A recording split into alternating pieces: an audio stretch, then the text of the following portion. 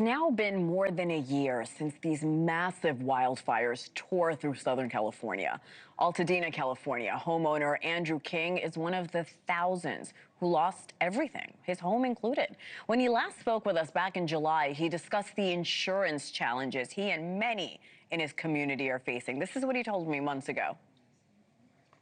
The experience for most survivors is ranging from challenging to horrifying, and most people are still continuing to deal with delays, denials, underpayments. That's really making recovery difficult for all of us. And I'm pleased to say Andrew King is back with us today. Andrew, welcome back. Thanks for having me. My first question, it's a year later. How are you and your family doing? We've definitely made progress since we last spoke. We're doing okay. We're glad that we've reached the 1 year mark, but challenges still abound.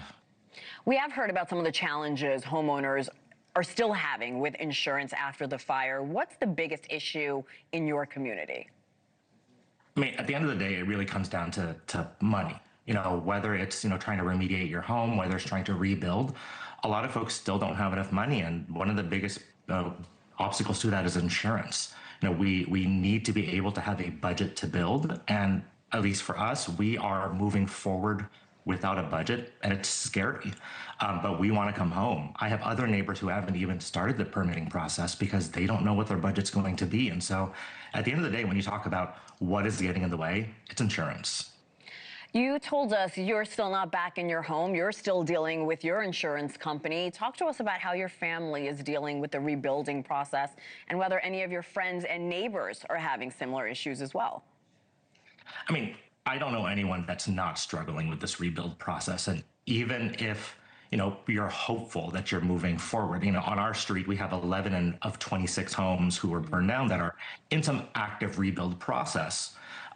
It is still challenging. We are still trying to figure out, are we going to get our insurance proceeds? Are they going to give us what we're due? And so it is a struggle. And the reality is, I would rather be spending my time, playing with my kids or hanging out with family. Instead, I'm finding that I'm spending most of my time trying to negotiate with insurance.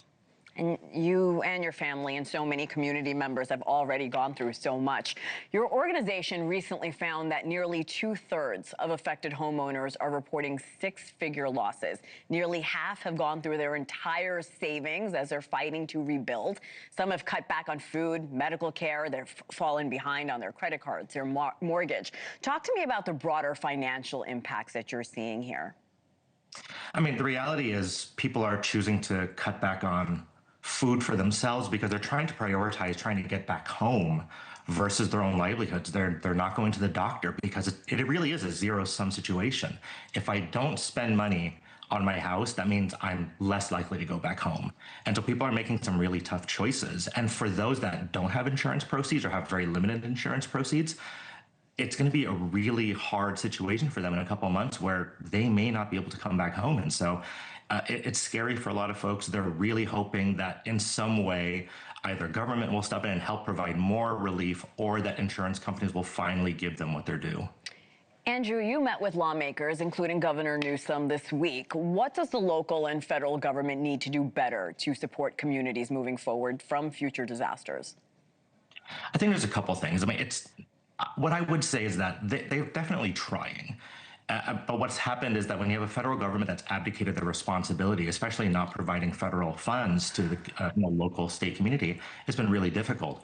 But if local systems can surge resources to expedite processing of permits faster, if the state government can allow for more flexibility and eligibility for rent relief and mortgage relief, I think that's going to go a long way, because at the end of the day, it comes down to money and time. People need time because this process is going to take a while for people to make really tough decisions about what they want to rebuild. And they need money ultimately just to pay for the rent today, as well as pay for the rebuilding later. You and I have talked about financial hardships. We haven't even touched on the mental trauma. 83% of fire survivors say their mental health has worsened since the fire. That's up from 73% just a few months ago in September. What's your message to the community that is struggling right now? What does your community, again, need most, Andrew? I think part of it is that it is okay to kind of live in both worlds of being both angry and frustrated about the situation and the situation that's been forced upon you. But it's also okay to be happy and joyful at the community you found.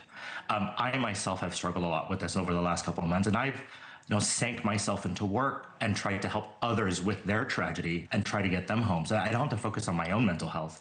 But this is tough. I've started seeing a therapist, and this is not something I ever thought I would ever do. Not that there's anything wrong with it, but it's been so difficult for me that I have had to find a way to be able to relieve some of the stress. And so, especially because our fire anniversary falls right after the holidays, I know that people during Thanksgiving and Christmas, this was a really hard time because you were spending Christmas in homes that likely were not yours a year ago. Thank you for watching. Subscribe below and download our NewsNation app right now on your phone, and you will get fact-based, unbiased news for all Americans.